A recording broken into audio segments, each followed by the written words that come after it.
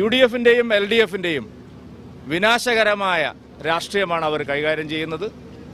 അഴിമതി കേസുകളിൽ പോലും നിർലജ്ജം കൈകോർക്കുകയാണ് കേരളത്തിലെ LDF-ഉം UDF-ഉം. അഴിമതി കേസിൽ LDF-ഉം UDF-ഉം ഒരുമിച്ച് കൈകോർക്കുന്നുവെന്ന് BJP സംസ്ഥാന അധ്യക്ഷൻ കെ സുരേന്ദ്രൻ. കഴിഞ്ഞ ദിവസം ഡൽഹി മദ്യനയ കേസിൽ കെജ്രിവാളിന്റെ അറസ്റ്റിൽ പ്രതിഷേധിച്ചുകൊണ്ട് നിരവധി പ്രമുഖ നേതാക്കളും പാർട്ടികളെല്ലാം തന്നെ രംഗത്ത് വന്നിട്ടുണ്ടായിരുന്നു. ആ പ്രതിഷേധത്തിനെ വിമർശിച്ചുകൊണ്ടാണ് ഇന്ന് കെ സുരേന്ദ്രന്റെ ഭാഗത്തു നിന്നും ഇത്തരമൊരു പ്രതികരണമുണ്ടായത്. മാത്രമല്ല, കേരളത്തിൽ നിന്ന് CPM-ന്റെ ഭാഗത്തു നിന്ന് കനത്ത രീതിയിലുള്ള പ്രതിഷേധം ഉയർന്നിട്ടുണ്ടായിരുന്നു. ദേശീയ തലത്തിൽ തന്നെ UDF-ന്റെ ഭാഗത്തു നിന്നും വലിയ തരത്തിലുള്ള പ്രതിഷേധം അരവിന്ദ് കെജ്രിവാളിന്റെ അറസ്റ്റിന് എതിരെ ഉയർന്നിട്ടുണ്ടായിരുന്നു. ഇന്ത്യ മുന്നണിയുടെ ലക്ഷ്യമെന്ന് പറയുന്നത് അഴിമതിക്ക് എതിരെ കൈകോർക്കുകയല്ല, അഴിമതിയിൽ നിന്നും ഒളിച്ചോടുകയാണ് ലക്ഷ്യമെന്നും കെ സുരേന്ദ്രൻ വ്യക്തമാക്കി. മാത്രമല്ല, UDF-ന്റെയും LDF-ന്റെയും ഈ ആവലാതിക്ക് പിന്നിൽ അവരുടെ അഴിമതി പുറത്തുവരുമോ എന്നുള്ള ഭയമാണെന്നും കെ സുരേന്ദ്രൻ പറഞ്ഞു.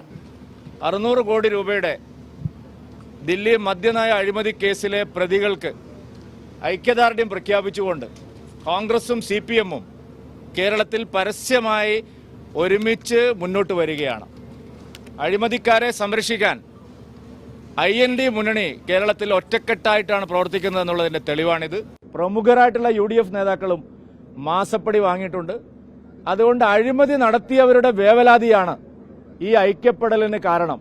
സംസ്ഥാനത്ത് ഇപ്പോൾ സംജാതമായിട്ടുള്ള UDF LDF ഐക്യം അഴിമതിക്കാരായിട്ടുള്ള ആളുകളുടെ ഐക്യമാണ്. NDA പോരാടുന്നത് അഴിമതിക്കെതിരെയാണ്. അഴിമതിയാണ് കേരളത്തിന്റെ വികസനത്തിന് ഏറ്റവും തടസ്സമായി നിൽക്കുന്ന ഒരു ഘടകം. അതുകൊണ്ട് ശക്തമായ പോരാട്ടം അഴിമതിക്കെതിരായി മുന്നോട്ട് കൊണ്ടുപോകും.